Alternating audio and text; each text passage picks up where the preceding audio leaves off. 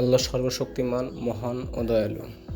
শুকরিয়া জানাই মহান আল্লাহ তাআলার, যিনি আমাদের প্রতিপালন করেছেন। আসসালামু আলাইকুম প্রিয় ভিউয়ার্স ও ভাই বোনেরা, সবাই কেমন আছেন? আশা করি সবাই ভালো আছেন, আমিও ভালো আছি। সৈয়দপুর নীলফামারী জেলার ছোট্ট একটি উপজেলা, আয়তনে ছোট হলেও সৈয়দপুর নীলফামারী জেলার সবচেয়ে উন্নত উপজেলা। বিশেষণে বলতে গেলে নীলফামারীর রাজধানী, উত্তরবঙ্গের প্রবেশদ্বার খ্যাত সৈয়দপুরের নাম শুনেনি এমন কোনো মানুষ খুঁজে পাওয়া যাবে না বললেই চলে। আজ আমরা সৈয়দপুরের একটি দর্শনীয় স্থান ঘুরতে যাব।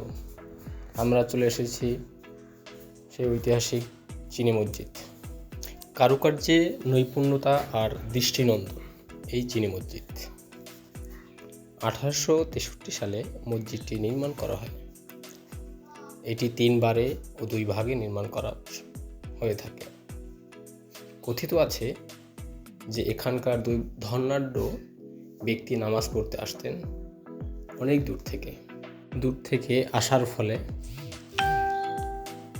পথে তাদের কিছু অসুবিধা সম্মুখীন হতে হতো।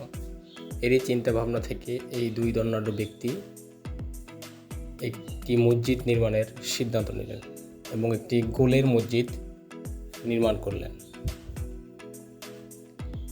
এরই পরে 1863 সালে পশ্চিমবঙ্গের কলকাতা থেকে চীনামাটির ভাঙা কাচের টুকরা সংগ্রহ করে পরবর্তীতে এই মসজিদটি নির্মাণ করে, যে কারণে এই মসজিদটির নামকরণ করা হয় চীনা মসজিদ। চীনা মসজিদের অনেক কারুকার্য রয়েছে। 5 পাতা বিশিষ্ট তারকা চিহ্ন। এই মসজিদটিতে 3টি বড় গম্বুজ ও 54টি পিলার রয়েছে দৃষ্টিনন্দন সিঁড়ি, দৃষ্টিনন্দন নকশা। জানা যায় এই সকল নকশা এবং এই মসজিদটির পুরো কাজটি করেন একজন হিন্দু মিস্ত্রি, যার নাম শঙ্কর। এর সহযোগী হিসেবে ছিলেন এলাকাবাসী। এই দৃষ্টিনন্দন মসজিদটি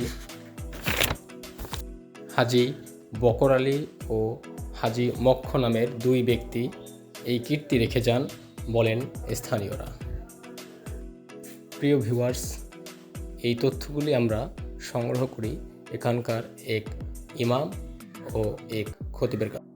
ভিডিওটি কেমন হলো লাইক কমেন্ট করে জানাবেন। ধন্যবাদ। আজ এ পর্যন্তই। আল্লাহ হাফেজ।